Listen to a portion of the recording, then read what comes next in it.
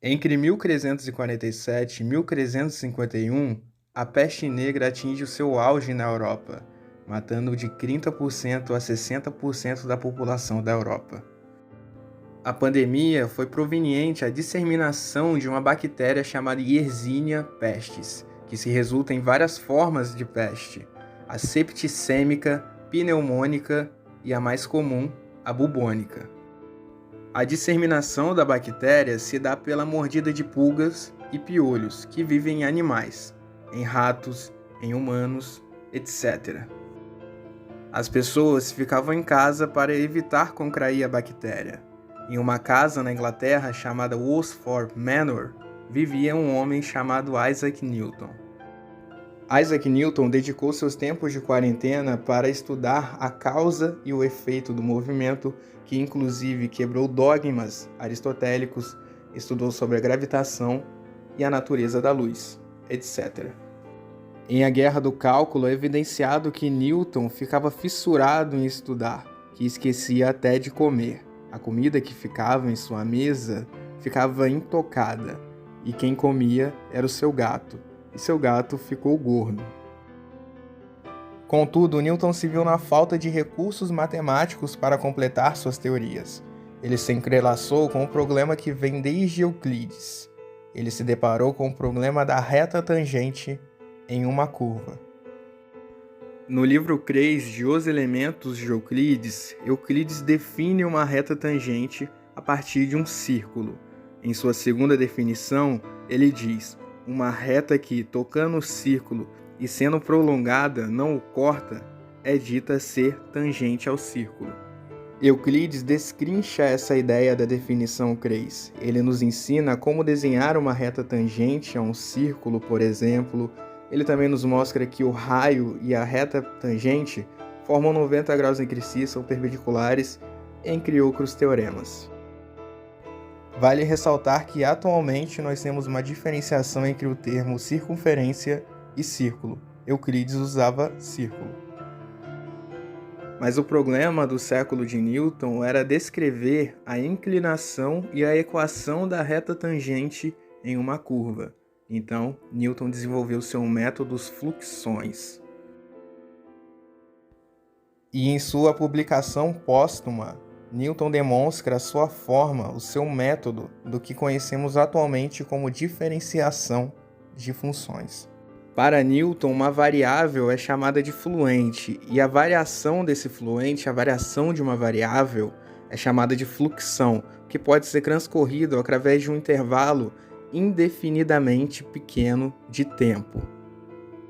Um fluxão é representado por uma variável com um ponto em cima vezes o pequeno intervalo de tempo. Ou seja, Newton tem um olhar cinemático sobre a derivada.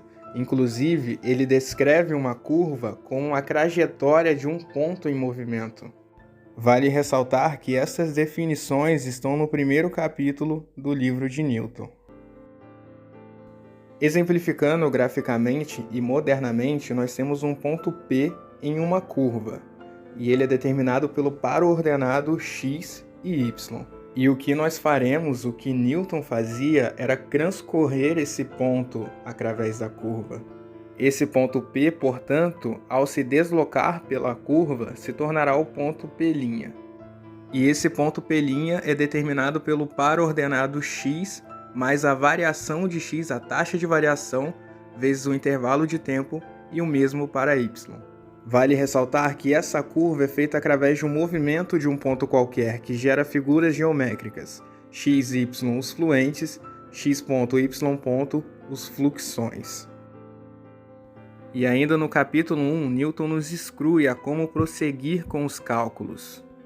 Nós devemos aplicar na função o par ordenado do ponto P'. Nós devemos, portanto, dividir o fluxão y pelo fluxão x. Daí nós temos uma variação de y por variação de x. Nós temos a inclinação da reta tangente. Newton demonstra através da geometria e seus teoremas que esse método funciona. Através desse desenho de uma curva, nós temos que AB é igual a x, BD é igual a y. Nós temos que B maiúsculo com B minúsculo é x mais o fluxão de x vezes o pequeno intervalo de tempo, nós temos que C minúsculo com D minúsculo é y mais o fluxão de y vezes o pequeno intervalo de tempo. Daí, por semelhança de triângulos do triângulo D maiúsculo, B maiúsculo e T maiúsculo, com o triângulo D minúsculo, C minúsculo e C maiúsculo, ele consegue demonstrar que a razão do fluxão y pelo fluxão x é igual à inclinação da reta tangente. E na mesma página que Newton demonstra o seu método, há um exemplo: x ao cubo menos ax² mais axy menos y ao cubo, igual a zero. Aplicando para o ordenado de P' na função, nós teremos essa expressão.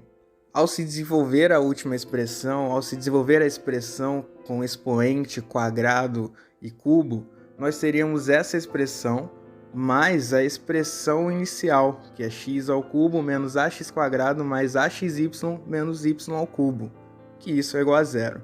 Assim teremos apenas essa expressão. E ao dividirmos ambos dos lados pelo pequeno intervalo de tempo, nós ainda teríamos expressões com ele presente, mas como ele é muito pequeno, nós igualamos a zero, e teríamos apenas essa expressão. Como nós temos na expressão o fluxão de y, basta nós dividirmos pelo fluxão de x, pois como nós sabemos, o fluxão é uma taxa de variação, uma pequena variação. E como é demonstrável através de um gráfico, variação de y sobre a variação de x é igual a tangente, é igual a coeficiente angular, é igual a inclinação da reta. A reta, que no nosso caso é a reta tangente. E utilizando métodos modernos de diferenciação, nós teríamos uma equação muito mais fatorada. É como se nós pegássemos a última expressão e desconsiderarmos os fluxões. Basta tirar a prova real calculando ou utilizando uma calculadora. Ambos dão certo.